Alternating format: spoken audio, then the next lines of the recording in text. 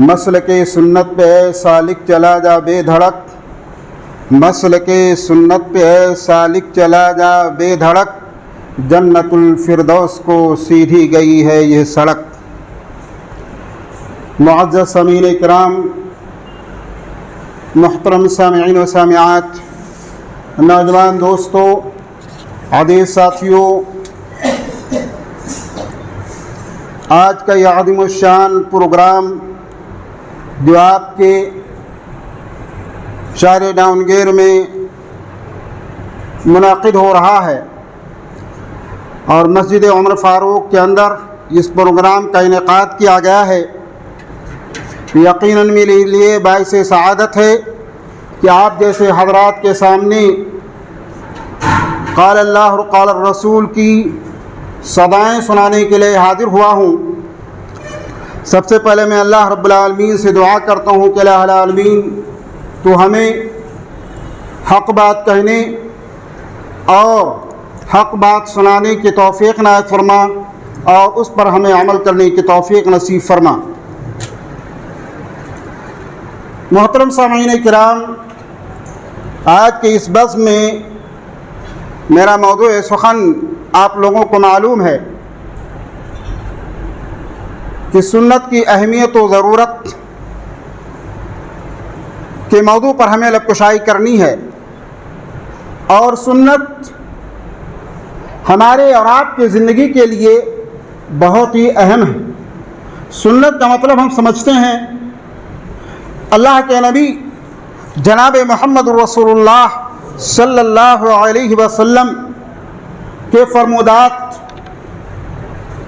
کے اعمال، اخلاق، عادات، اطوار، اور اسی طریقے سے آپ کے سامنے جو بھی اعمال کیے گئے اور آپ نے ان پر انکار نہیں کیا، ان سب کو سنت کہا جاتا ہے۔ ویسے سنت کا لغوی معنی جو ہوتا ہے، اہل عرب کے یہاں سنت کے معنی طریقہ ہوتا ہے، سنت کے معنی طریقہ۔ اس لیے حدیث میں ایک آیا، اللہ کے نبی صلی اللہ علیہ وسلم نے ارشاد فرمایا وَمَنْ رَغِبَ عَنْ سُنَّتِي فَلَيْسَ مِنِّي، النِّكَاحُ مِنْ سُنَّتِي، النِّكَاحُ مِنْ سُنَّتِي فَمَنْ رَغِبَ عَنْ سُنَّتِي فَلَيْسَ مِنِّي، نکاح میری سنت میں سے، میرے طریقے میں سے ہے، جو میرے طریقے سے اراد کرے گا مجھ سے نہیں ہے۔ تو سنت یہ نبی صلی اللہ علیہ وسلم کے طریقے کو کہا جاتا ہے، نبی صلی اللہ علیہ وسلم کے اعمال کو کہا جاتا ہے، نبی صلی اللہ علیہ وسلم کے اخلاق، عادات و اطوار و فرمودات کو کہا جاتا ہے۔ ان سب چیزوں پر سنت کا اطلاق ہوتا ہے۔ اسی طریقے سے آپ صلی اللہ علیہ وسلم کے طرف جن باتوں کو منسوب کر دیا گیا ان کو سنت کے علاوہ ایک اور لفظ سے یاد کیا جاتا ہے۔ وہ لفظ کیا ہے؟ حدیث۔ حدیث پاک میں یہ ارشاد ہوا، اللہ کے نبی صلی اللہ علیہ وسلم کی یہ حدیث آئی، حدیث کل ما اضیف الی النبی صلی اللہ علیہ وسلم من قول او فعل او تقریر او وصف، یہ اسے حدیث کہا جاتا ہے۔ تقریباً حدیث اور سنت دونوں ایک مفہوم میں ہے، ایک معنی میں ہے، اور ہم یہاں آپ کے سامنے اسی معنی اور موضوع کو لے کر کے گفتگو کریں گے۔ فقہا کے ہاں، اصولیین کے ہاں کچھ اور بھی ان کے درمیان میں معانی بتائے گئے ہیں، لیکن ہمارا مقصد جو یہاں پر ہے، ہم جس سنت کو مراد لے کر چلنا چاہتے ہیں وہ ہمارے اور آپ کے حبیب جناب محمد رسول اللہ صلی اللہ علیہ وسلم کے فرمودات ہیں، آپ کے اعمال ہیں، آپ کے اخلاق ہیں، آپ کے تقریرات ہیں۔ میرے بھائی اور ساتھیوں، اللہ کے نبی صلی اللہ علیہ وسلم چونکہ اللہ تبارک تعالیٰ کے نبی ہیں، اللہ تبارک تعالیٰ کے رسول ہیں، آخری رسول آپ کو بنا کر کے بھیجا گیا، آخری کتاب آپ کے ذمہ سونپی گئی، اور آپ نے کما حق اس کا حق ادا کیا۔ ہمارے لیے ضروری ہے، پوری انسانیت کے لیے ضروری ہے کہ وہ نبی پاک صلی اللہ علیہ وسلم کو اپنا نبی تسلیم کرے، اپنا رسول تسلیم کرے، اور ان کے ذریعے سے جو باتیں ہم تک آئی ہیں ان تمام باتوں پر وہ عمل کرے۔ اللہ تبارک تعالیٰ نے اپنے قرآن مجید کے اندر متعدد آیات کے اندر نبی پاک صلی اللہ علیہ وسلم کے فرمودات پر عمل کرنے، آپ کی اتباع کرنے، آپ کے پیچھے چلنے پر ہمیں اور آپ کو رغبت دلائی ہے، ہمیں اور آپ کو حکم دیا ہے، اور ہمارے اور آپ کی کامیابی کی ضمانت بتایا ہے۔ ہم نے ابھی آپ کے سامنے جس آیت کریمہ کی تلاوت کی اس میں اللہ تبارک تعالیٰ نے کیا فرمایا؟ یا ایھا الذین آمنوا اطیعوا اللہ ورسولہ، اے ایمان والو اللہ کی اطاعت کرو، اس کے رسول کی اطاعت کرو۔ ولا تولوا عنہ وانتم تسمعون، اور نبی کا فرمان سن لینے کے بعد میں، نبی کی باتوں سن لینے کے بعد میں منہ پھیرو مت۔ ولا تولوا عنہ، نبی کا فرمان آ جانے کے بعد میں منہ پھیر کر کے مت جاؤ۔ تو نبی صلی اللہ علیہ وسلم کی باتوں کی اطاعت، نبی کے فرمان پر چلنا، اللہ رب العالمین کے فرمان پر چلنا ہے۔ اگر کوئی انسان نبی صلی اللہ علیہ وسلم کی اتباع نہیں کرتا تو یقین جانیے وہ نبی سے محبت نہیں رکھتا۔ جو نبی کے باتوں پر نہیں چلتا، جو نبی کے طریقوں کو نہیں اپناتا، چاہے وہ طریقہ نماز کا ہو، چاہے وہ طریقہ روزہ رکھنے کا ہو، چاہے وہ طریقہ شادی بیاہ کا طریقہ ہو، چاہے وہ طریقہ عبادات کا ہو یا عقیدے کا ہو، معاملات کا ہو، اللہ کے نبی صلی اللہ علیہ وسلم کے طریقے سے اگر آپ نے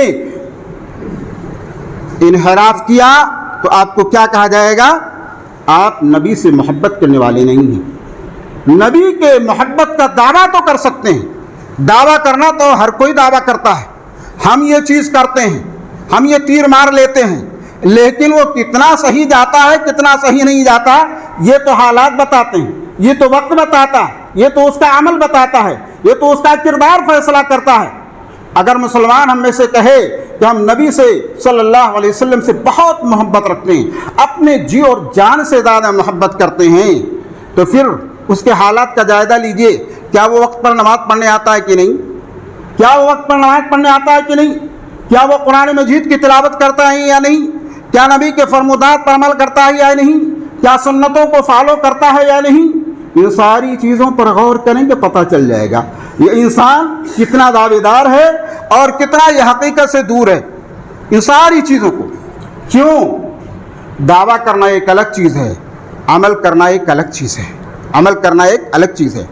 ہم آپ سے بہت کہیں ہمیں آپ سے محبت ہے، ہمیں آپ سے محبت ہے، مگر آپ کی باتوں کو نہ مانے تو کیسی محبت؟ کس بات کی محبت؟ کس کام کی محبت؟ کیا فائدہ اس محبت کا جو صرف دعویٰ؟ مثال کے طور پر اگر ہمارا آپ کا اتفاق ہو جائے، بھائی ہم کل آپ کے یہاں آئیں گے کام کرنے کے لیے، اور ہمیں آپ 1000 روپیہ دیں گے، پورا دن گزر گیا ہم کچھ بھی کرنے نہیں آئے، شام کو آئے، بھائی ہمارا جو ہے آپ سے معاہدہ ہوا تھا ہمیں 1000 روپیہ دیجیے، تو آپ کیا کہیں گے؟ ارے تو دن بھر تو کام کرنے کے نہیں آیا اور پیسہ مانگنے کے لیے آ گئے، کیا پیسہ دیں گے؟ ہمیں جو ہے مار کر بھگا دیں گے نا، پیسہ نہیں دیں گے۔ کہے گا نہیں ہمارا آپ کا معاہدہ تو ہوا تھا، معاہدہ ہوا تھا عمل کے لیے نا، کام کے لیے، کام کریں گے تو پیسہ ملے گا، کام نہیں کریں گے تو پیسہ کیسے ملے گا بتائیے؟ تو ایسے ہی جو لوگ نبی کے محبت کا دعویٰ کرتے ہیں اگر وہ نبی صلی اللہ علیہ وسلم کے فرمان پر عمل نہیں کرتے ہیں تو ان کی مثال ایسی ہے۔ اللہ تبارک تعالیٰ نے قرآن مجید میں ارشاد فرمایا قُلْ إِن كُنتُمْ تُحِبُّونَ اللَّهَ فَاتَّبِعُونِي يُحْبِبْكُمُ اللَّهُ، اے دنیا والوں کہہ دو، اے مسلمانوں، قُلْ إِن كُنتُمْ، اے نبی ان دنیا والوں سے کہہ دیجئے، ان مسلمانوں سے کہہ دیجئے، إِن كُنتُمْ تُحِبُّونَ اللَّهَ، اگر تم اللہ سے محبت کا دعویٰ کرتے ہو، فَاتَّبِعُونِی، تم میری اتباع کرو۔ کس کی اتباع؟ نبی کی اتباع کرو، نبی کے فرمان پر چلو، نبی کے پیچھے پیچھے چلو۔ یحببکم اللہ، اللہ تم سے محبت کر لے گا، اللہ تم کو محبوب بنا لے گا، اللہ تم سے محبت کرنے لگے گا۔ ویغفر لکم ذنوبکم، اور دن و رات جو گناہ کرتے ہو نا، اللہ کہتا ہم تمہارے گناہوں کو بخش دیں گے۔ نبی کے دعوے دار نہیں، نبی کے تابع دار بن جاؤ، نبی کے فرمان پر چلنے والے بن جاؤ۔ تو اتباع سنت اسے کہتے ہیں۔ اتباع سنت کرو، یقین جانو دنیا کے اندر بھی کامیاب رہو گے، آخرت کے اندر بھی کامیابی آپ کے لیے رہے گی۔ اللہ تبارک تعالی نے قرآن مجید میں فرمایا من یطع الرسول فقد اطاع اللہ، جس نے رسول کی تابعداری کی، جس نے رسول کی اطاعت کی، اس نے حقیقت میں اللہ کی اطاعت کی۔ ومن تولی، اور جس نے منہ پھیر لیا، فما ارسلناک علیہم حفیظا، تو اے نبی ہم نے آپ کو ان کے اوپر پاسدار بنا کر کے محافظ بنا کر نہیں بھیجا۔ اللہ تبارک تعالی نے قرآن میں فرمایا وما ارسلنا من رسول الا لیطاع باذن اللہ، ہم نے رسول دنیا کے اندر جتنے بھیجے، ہم نے رسول کو نہیں بھیجا مگر اسی لیے بھیجا تاکہ وہ ان کی اطاعت کی جائے اللہ تبارک تعالیٰ کے حکم سے۔ اے مسلمانوں، اے مومنوں، آج رحمت خداوندی تم سے دور ہو رہی ہے، آج رحمت خداوندی تم سے دور ہو رہی ہے۔ آج مسلمانوں کو ہر جگہ ستائے اور ذلیل کیا جاتا ہے، اس کی وجہ کیا؟ کبھی آپ نے غور کیا؟ غور کرنا چاہیے، قرآن مجید اسی لیے نازل کیا جاتا ہے کہ ہم غور کریں۔ میں فرمایا وَأَطِيعُوا اللَّهَ وَالرَّسُولَ لَعَلَّكُمْ تُرْحَمُونَ، اللہ اور اس کے رسول کی اطاعت کرو تاکہ تمہارے اوپر رحمت کی جائے، تاکہ تمہارے اوپر رحم کیا جائے۔ تو اے میرے بھائی اور ساتھیوں، ہمیں اپنے تمام معاملات میں نبی صلی اللہ علیہ وسلم کی فرمودات پر عمل کرنا چاہیے، چاہے اپنی عائلی زندگی ہو، چاہے اپنی عبادت کی زندگی ہو، چاہے اپنی معاملات کی زندگی ہو، چاہے اپنی معاشرتی زندگی ہو، چاہے اپنی تجارت کی زندگی ہو۔ تجارت کے بھی اصول ہیں، تجارت کی بھی ضابطے ہیں، کچھ اصول شریعت مطہرہ نے بتائے ہیں، حلال و حرام کے طریقے بتائے ہیں، ان کو فالو کرنا آپ کے لیے ضروری ہے۔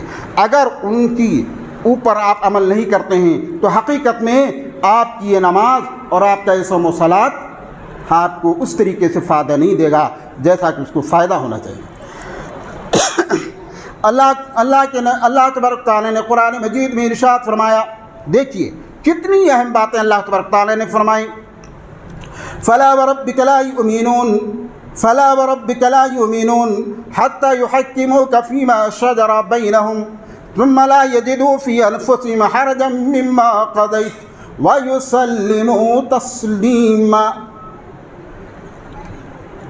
تیرے رب کی قسم ہے لوگ مومن نہیں ہو سکتے جب تک کہ وہ لوگ اپنے اختلافی مسئلے میں، اپنے جھگڑوں میں تجھے اپنا فیصل نہ مان لیں۔ جب تک ہم اور آپ اپنے اختلافی مسائل میں نبی صلی اللہ علیہ وسلم کو فیصل نہ مان لیں، نبی کے فرمان کو برحق نہ مان لیں، تب تک ہم مومن نہیں ہو سکتے۔ فلا وربک، تیرے رب کی قسم ہے مومن نہیں ہو سکتے۔ آج مسلمان دعویٰ کرتا ہے کہ ہم بہت بڑے مومن ہیں، لیکن آج مسلمانوں کی زندگی کو دیکھیے کس طریقے سے آپس میں اختلافات کے شکار ہیں، کس طریقے سے آپس میں الجھے ہوئے ہیں، حتیٰ کہ جن کو کہا جاتا ہے کہ یہ پڑھے لکھے لوگ ہیں ان کے اندر بھی اختلافات موجود ہیں۔ میرے بھائی اور ساتھیوں، اختلافات اگر پیدا ہوئے تو اختلافات کا حل فوری طور پر ڈھونڈنا چاہیے اور اس کو جلد سے جلد ختم کرنے کی کوشش کیجیے۔ اللہ تبارک تعالیٰ نے فرمایا فَإِن تَنَازَعْتُمْ فِي شَيْءٍ فَرُدُّوهُ إِلَى اللَّهِ وَالرَّسُولِ، اگر تمہارے درمیان کوئی جھگڑا ہو جائے، اختلاف ہو جائے، فَرُدُّوهُ إِلَى اللَّهِ وَالرَّسُولِ، تو اللہ اور اس کے رسول کی طرف پلٹاؤ، اس کو حل ڈھونڈنے کی کوشش کرو۔ آپ دیکھو گے کس طریقے سے صحابہ کرام کے درمیان میں اختلاف وفات ہوئے، لیکن جو ہی ان کے پاس میں نبی صلی اللہ علیہ وسلم کا فرمان پہنچا فوراً ساری اختلافات ختم ہو گئے۔ ایک واقعہ میں ذکر کروں، نبی پاک صلی اللہ علیہ وسلم کے انتقال کے بعد میں مسلمانوں کے درمیان میں بڑا خلفشار پیدا ہوا، امامت کو لے کر کے، خلافت کو لے کر کے بڑا عجیب مسئلہ پیدا ہو گیا۔ نبی صلی اللہ علیہ وسلم کے بعد میں خلیفہ کس کو بنایا جائے؟ لگتا ایسا تھا کہ جھگڑے ہو جائیں گے مسلمانوں کے درمیان میں۔ انصاری کہتے ہیں ہمارے خاندان میں سے، قریشی کہتے ہیں ہمارے خاندان میں سے، مہاجرین کہتے ہیں ہمارے یہاں سے ہوں گے۔ لیکن جب ان صحابہ کے درمیان میں یہ پیغام سنایا گیا، کیا الائمۃ من قریش، اللہ کے نبی کا فرمان ہے کہ خلیفہ جو قریشی ہوگا، سارے کے سارے لوگوں نے سر جھکا لیا اور فوراً کے فوراً سارے اختلافات دور کر کے ابو بکر صدیق رضی اللہ تعالیٰ عنہ کے ہاتھ پر انہوں نے بیعت کر لیا اور سب لوگوں نے بیک جماعت بیک آباد ہو کر کے ان کو اپنا خلیفہ منتخب کر لیا۔ یہ ہونی چاہیے ہماری شان۔ یہ ہمارے درمیان میں اگر کبھی کوئی مسئلہ پیدا ہو تو ہم فوراً کے فوراً سنت کی طرف رجوع کریں اور اس کا حل ڈھونڈنے کی کوشش کریں۔ میرے بھائی اور ساتھیوں، آج دنیا کے اندر ہم کتنا بھی من سنور لیں، کتنی بھی نیکیاں کر لیں، کتنے بھی اچھے اعمال بذام خیش کر لیں، لیکن اگر وہ طریقہ ہمارا نبی صلی اللہ علیہ وسلم کے بتائے ہوئے طریقے پر نہیں رہا تو یقین جانو سارے اعمال اکارت ہو جائیں گے، سب کچھ بیکار ہو جائے گا، دن رات کی ساری ریاضت آپ کی بیکار ہو جائے گی۔ اگر کوئی پوری رات تہجد پڑھنا شروع کر دے اور عبادت کرنا شروع کر دے مگر نبی صلی اللہ علیہ وسلم کے طریقے کے مطابق نہ ہو تو پھر کوئی فائدہ نہیں۔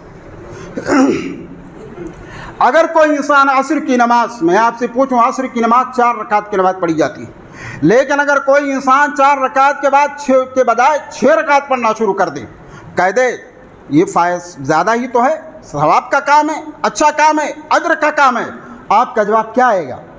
نہیں، آپ کا جواب آئے گا غلط ہے۔ کیوں غلط ہے بھائی؟ اس لیے کہ نبی کے طریقے کے خلاف ہے، نبی کے طریقے کے خلاف ہے۔ یہی ہم آپ کو سمجھانا چاہتے ہیں کہ اے دنیا والوں، اے مسلمانوں، ہمیں اور آپ کو اپنی ہر معاملے کے اندر، ہر امور کے اندر، عقیدے سے لے کر کے، معاملات سے لے کر کے، عبادات سے لے کر کے، احکامات سے لے کر کے ہر چیزوں میں غور و خوض کرنا چاہیے۔ اسی چیز کی ہمارے یہاں کمی ہے۔ ہم دعویٰ بہت کرتے ہیں نبی صلی اللہ علیہ وسلم سے محبت کا، لیکن طریقہ میں ہم فیل ہو جاتے ہیں اور پیچھے ہو جاتے ہیں۔ میرے بھائی اور ساتھیوں، آئیے میں آپ کو بتاؤں اللہ کے نبی صلی اللہ علیہ وسلم نے کیا فرمایا۔ صحیح بخاری کی روایت حضرت ابو ہریرہ رضی اللہ تعالیٰ عنہ راوی حدیث سے فرماتے ہیں، اللہ کے نبی صلی اللہ علیہ وسلم نے ارشاد فرمایا، کل امتی یدخلون الجنت الا من ابا، میری امت کا ہر آدمی جنت میں داخل ہوگا سوائے اس انسان کے جس نے میرا انکار کیا۔ ہر آدمی جنت میں جائے گا سوائے اس کے جس نے میرا انکار کیا۔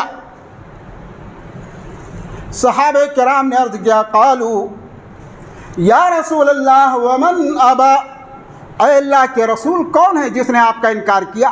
کون ہے جو آپ کا انکار کرنے والا ہے؟ آپ نے کیا فرمایا ہے مسلمانوں سن لو، قال من اطاعنی دخل الجنہ ومن عصانی فقد ابا، جس نے میری اطاعت کی وہ جنت میں داخل ہوا، جس نے میری اطاعت کی، میرے تابعداری کی، اپنے سارے من کو اٹھا کر پھینک دیا، اپنی خواہشات کو بالائے طاق رکھ دیا، اپنے رغبات کو بالائے طاق رکھ دیا اور ویسے ہی زندگی گزاری جیسے نبی نے بتایا۔ تو اللہ کے نبی نے کہا من اطاعنی دخل الجنہ، جو میری اطاعت کرے گا وہ جنت میں داخل ہوگا، ومن عصانی، لیکن جس نے میری نافرمانی کی، جس نے میری بات کو نہیں مانا، جس نے میرے طریقے کو نہیں اپنایا، جس نے میرے اصول کو نہیں اپنایا، جس نے میرے فرمان پر عمل نہیں کیا، فقد ابا، اسی نے میرا انکار کیا، وہی میرا منکر ہے، وہی مجھے نہ ماننے والا ہے۔ مسلمان آج اسلام کا دعویٰ تو کر لیتا ہے، آج کتنے ایسے مسلمان نظر آتے ہیں جو بظاہر مسلمانوں کے لباس میں ہوتے ہیں اور بباطن منافقین کے بھیس میں ہوتے ہیں، بباطن ملحدین کے بھیس میں ہوتے ہیں۔ وہ نہ انہیں روزے سے مطلب، نہ انہیں صوم و صلاۃ سے مطلب، نہ انہیں کسی عقیدے سے مطلب، بلکہ مندروں میں بھی جاتے ہیں، مسجدوں میں جاتے، وہ درگاہوں پر بھی جاتے، مسجدوں میں جاتے، ہر جگہ جہاں پہ جاتے، اور جتنے کنکر اترے شنکر ان کے ہاں بھی پیدا ہو جاتے، یہ ساری چیزیں ان کے ہاں پیدا ہوتی ہیں۔ اس لیے مسلمانوں، اگر ہم چاہتے ہیں کہ سنت کے مقام کو سمجھیں اور سنت کے ذریعے سے ہمیں فائدہ ہو تو یقیناً ہمیں سنت پر عمل کرنا ہوگا، صرف کہنے سے بات نہیں چلنے والی ہے۔ میرے بھائی اور ساتھیوں، اگر آپ قرآن مجید کو سمجھنا چاہتے ہیں تو میں آپ کو بتاؤں، قرآن مجید سمجھنے کے لیے سنت کو سمجھنا ضروری ہے۔ قرآن مجید سمجھنے کے لیے سنت کو سمجھنا ضروری ہے، بغیر اس کے آپ قرآن مجید کو سمجھ نہیں سکتے۔ اور آپ کو میں بتاؤں، ہمارے صحابہ کرام رضوان اللہ علیہم اجمعین کس قدر سنت کی پیروی کرتے تھے۔ آج ہم ہیں، سنت ہمارے اوپر بڑی گراں گزرتی ہے، لیکن آئیے میں بتاتا ہوں صحابہ کرام نے، ائمہ اعظام نے کس طریقے سے سنتوں پر عمل کیا۔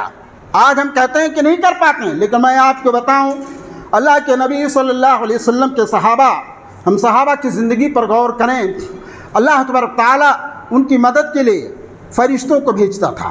وہ نہتے تھے بدر کے میدان میں تب بھی اللہ تبارک تعالیٰ نے ان کی مدد فرمائی، اور 313 ہوتے ہوئے ہزاروں کا مقابلہ انہوں نے کر لیا تھا۔ مگر آج ہماری تعداد لاکھوں اور کروڑوں میں ہونے کے باوجود بھی ہم فٹ بال کی طرح جدھر چاہتے ہیں ادھر ہمارے ساتھ کھلواڑ کیا جاتا ہے۔ اس کی وجہ کیا ہے؟ ہم نے کبھی سوچا؟ اس لیے کہ ہم نبی صلی اللہ علیہ وسلم کے محبت کا دعویٰ کرتے ہیں، اتباع سنت کا دعویٰ کرتے ہیں، مگر اتباع کرتے نہیں، پیروی کرتے نہیں۔ پیروی کی مثال میں آپ کو دکھاؤں، صحابہ کرام رضوان اللہ علیہم اجمعین کا واقعہ ہے۔ ایک دفعہ اللہ کے نبی صلی اللہ علیہ وسلم جوتے پہن کر کے نماز پڑھا رہے تھے، جوتے پہن کر کے نماز پڑھا رہے تھے۔ آپ کے جوتے مبارک کے اندر کچھ معمولی سی گندگی لگی ہوئی تھی جو آپ کو نظر نہیں آئی۔ آپ سجدے میں گئے، حضرت جبریل وارد ہوئے اور آپ کو بتایا کہ آپ کے جوتے میں گندگی لگی ہے۔ آپ صلی اللہ علیہ وسلم نے اپنے جوتے کو فوراً نکال دیا۔ صحابہ کرام میں بھی بہت سارے صحابہ تھے جو جوتوں کے ساتھ نماز ادا کر رہے تھے، انہوں نے بھی دیکھا کہ نبی صلی اللہ علیہ وسلم کا جوتا نکلا ہوا، انہوں نے اپنے جوتے نکال دیے۔ نبی صلی اللہ علیہ وسلم نے نماز ختم کی اور اس کے بعد صحابہ کی طرف متوجہ ہوئے تو دیکھا کہ سب کے جوتے نکلے ہوئے ہیں۔ تو اللہ کے نبی صلی اللہ علیہ وسلم نے پوچھا، اے میرے صحابہ ذرا یہ بتاؤ، ما حملکم علی القاء نعلکم، کس بات نے تمہیں مجبور کیا کہ تم اپنے جوتوں کو نکال دو؟ آپ نے اپنے جوتوں کو نکال رکھا، کیوں؟ کیا وجہ ہے کہ آپ نے اپنے جوتوں کو نکال دیا؟ ہم نے تو کہا نہیں آپ کو اپنے جوتوں کو نکالنے کے لیے۔ ان کا جواب کیا تھا؟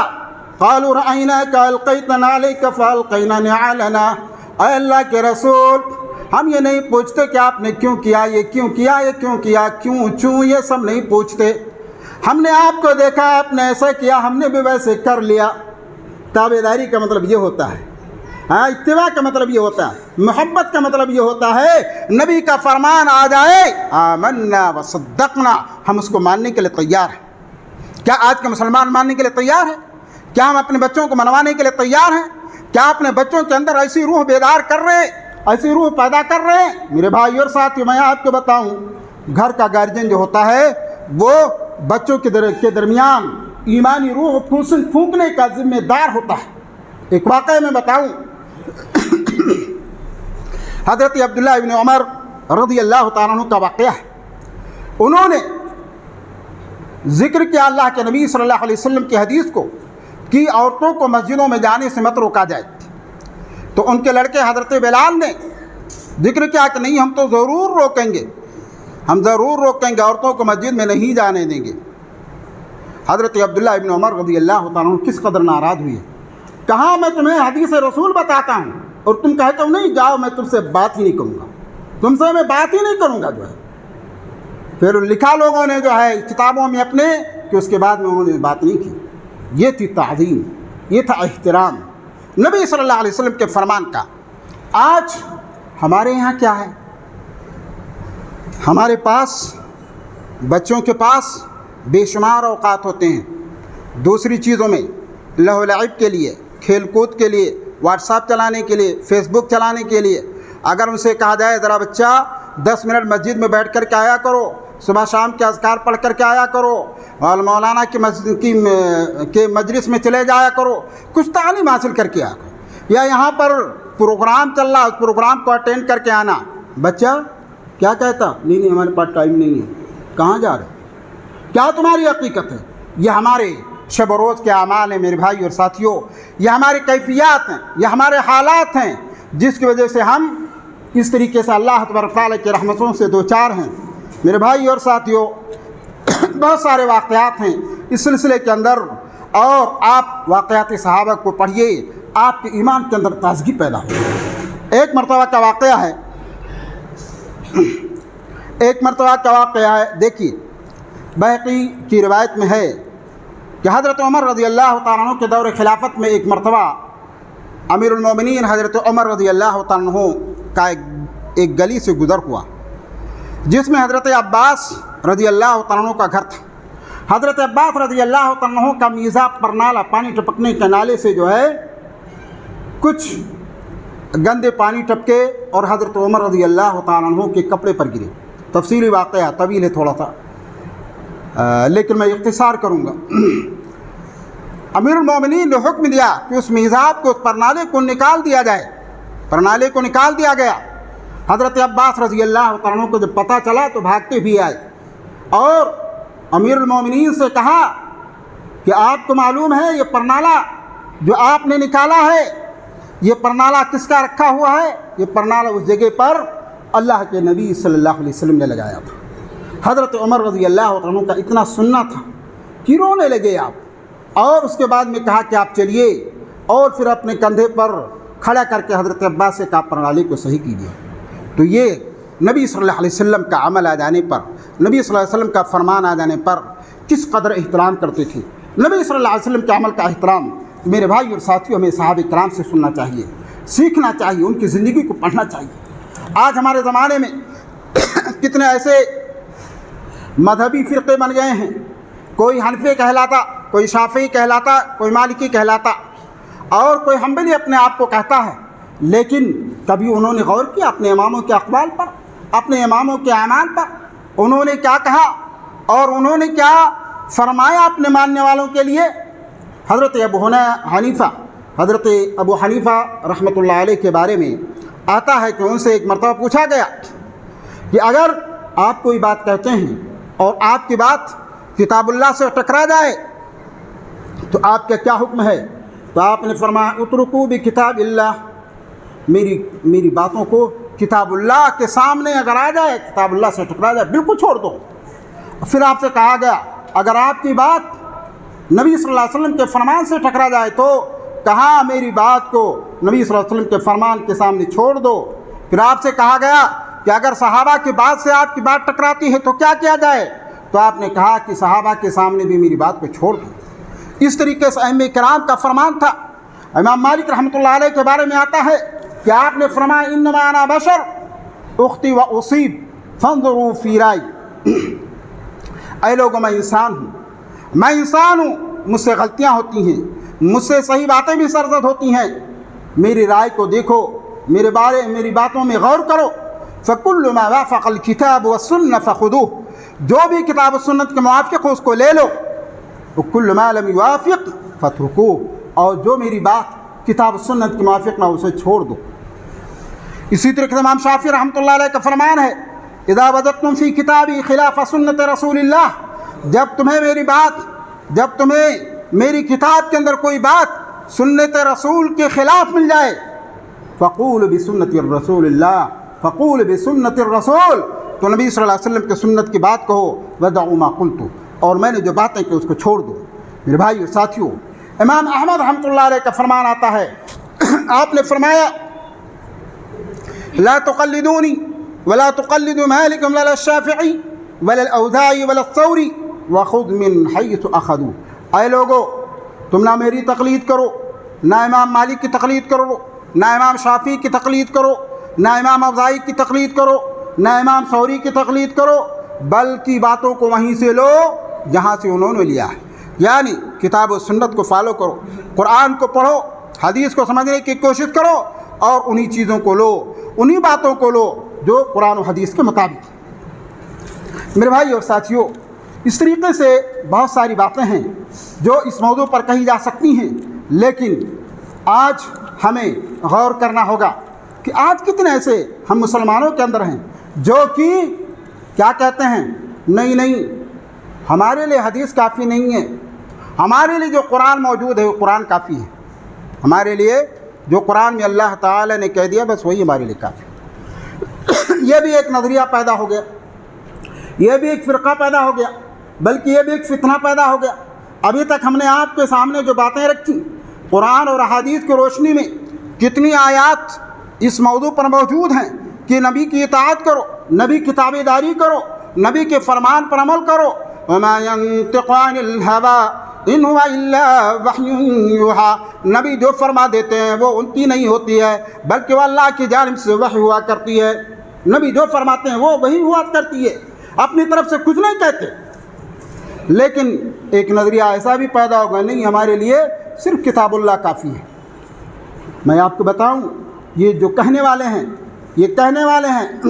یا اسی طریقے سے وہ لوگ بھی ان کے ہاں میں ہاں ملاتے ہیں جو لوگ نبی صلی اللہ علیہ وسلم کی سنتوں کا انکار کرتے ہیں، کھلے لفظوں میں یا دبے لفظوں میں یا اپنی حرکتوں کے ذریعے سے، یہ سارے کے سارے اسی گروہ کے ہیں۔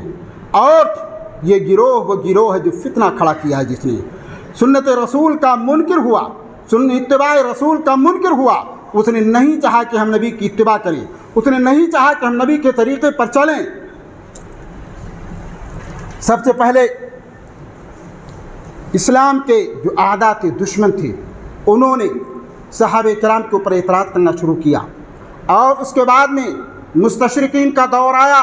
انہوں نے حضرت ابو ہریرہ رضی اللہ تعالیٰ عنہ، ام المومنین عائشہ رضی اللہ تعالیٰ عنہا اور دوسرے بڑے بڑے صحابہ کرام کی زندگی کے اوپر اعتراضات کیے، اور اس کے بعد میں پھر زمانہ آیا کہ انہوں نے کھلے لفظوں میں حدیثوں کا انکار کرنا شروع کیا، حدیثوں کا مذاق اڑانا شروع کیا۔ جو مستشرقین تھے، جو مستشرقین یعنی جو ملحدین ہوا کرتے ہیں، جو مسلمان نہیں ہوتے مگر وہ اسلام کا دراسہ کرتے ہیں، اسلام کو پڑھتے ہیں، اسلام کو غور سے دیکھتے ہیں کہ کہاں پہ اسلام کے اوپر اعتراض کیا جا سکتا ہے، یا اسلام کی خوبیاں کیا ہیں، ان ساری چیزوں کا دراسہ کر کے کہاں ان کے کمزور پوائنٹ ہے، کہاں ہم ان کو پکڑ سکتے ہیں، وہ ساری، یا کہاں پر ہم شوشہ نکال سکتے ہیں، کہاں پہ ہم شبہے میں ڈال سکتے ہیں لوگوں کو، ان ساری چیزوں، ان سارے مقاصد کے تحت وہ اسلام کا دراسہ کرتے ہیں، وہ لوگ نکتہ چینی کرتے ہیں۔ اور وہی نکتہ چینیاں یہ ہمارے بعد مسلمان جو بعد میں پیدا ہوئے، انہی کے ہاں میں ہاں ملا کر کے یہ باتیں کہنے لگے۔ لیکن میں آپ کو بتاتے چلوں کہ کوئی بھی مسلمان نہیں ہو سکتا جب تک نبی پاک صلی اللہ علیہ وسلم کے احادیث کو مانتا نہیں، آپ صلی اللہ علیہ وسلم کے فرمودات پر عمل نہیں کرتا۔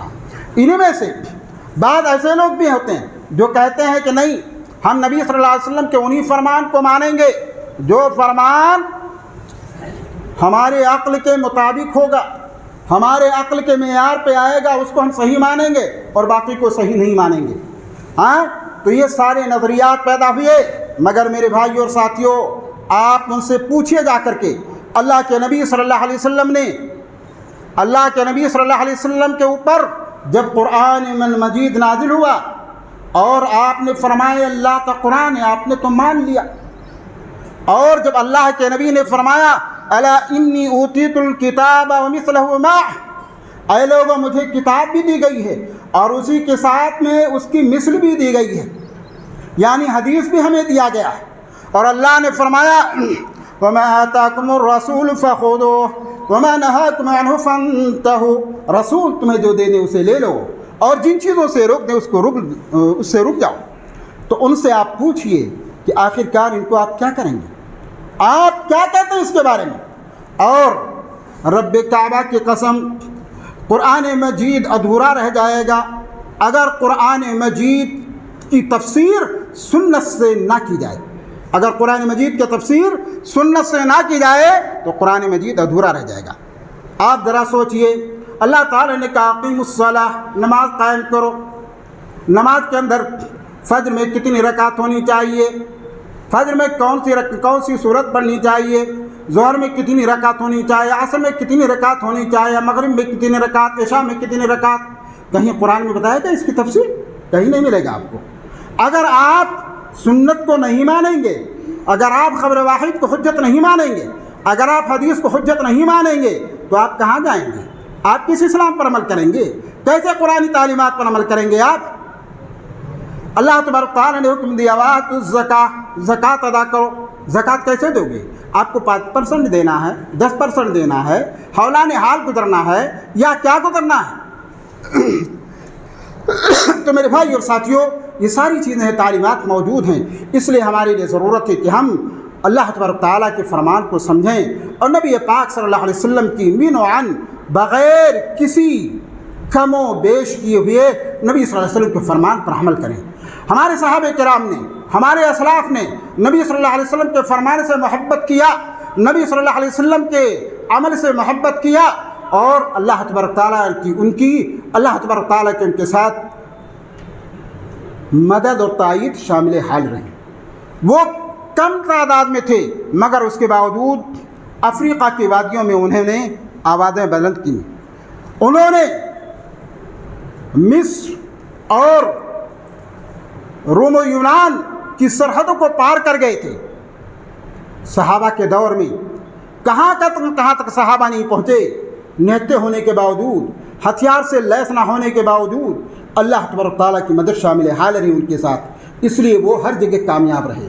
آج ہمارے پاس میں مال و دولت کی کثرت ہے، ساری چیزیں موجود ہیں، مگر ہمارے ساتھ میں اللہ کی تائید نہیں ہے، اللہ کی رحمت نہیں شامل حال ہے، کیونکہ ہم اللہ تبارک تعالیٰ کے بتائے ہوئے طریقے پر چلتے نہیں ہیں۔ ہمیں ضرورت ہے کہ ہم نبی پاک صلی اللہ علیہ وسلم سے محبت رکھیں کہ محمد سے وفا تو نے تو ہم تیرے ہیں، یہ جہاں چیز ہے کیا لوح و قلم تیرے ہیں۔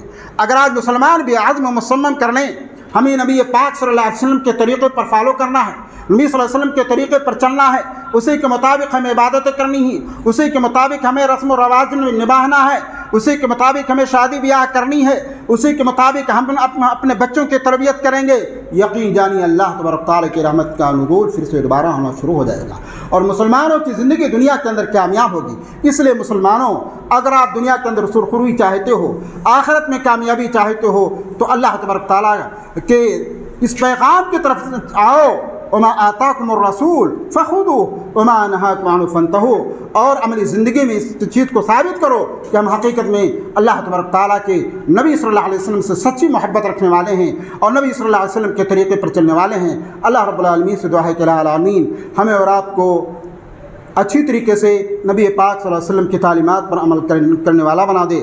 رب ذوالجلال تو ہمارے گناہوں کو معاف فرما اور ہمیں زیادہ سے زیادہ دین و دنیا کے فلاح و بہبودی اور نیک کام کرنے کی توفیق عنایت فرما۔ بارک اللہ لی ولکم فی القرآن العظیم وصلی اللہ وسلم علی نبینا محمد وعلی آلہ وصحبہ اجمعین وجزاکم اللہ خیرا۔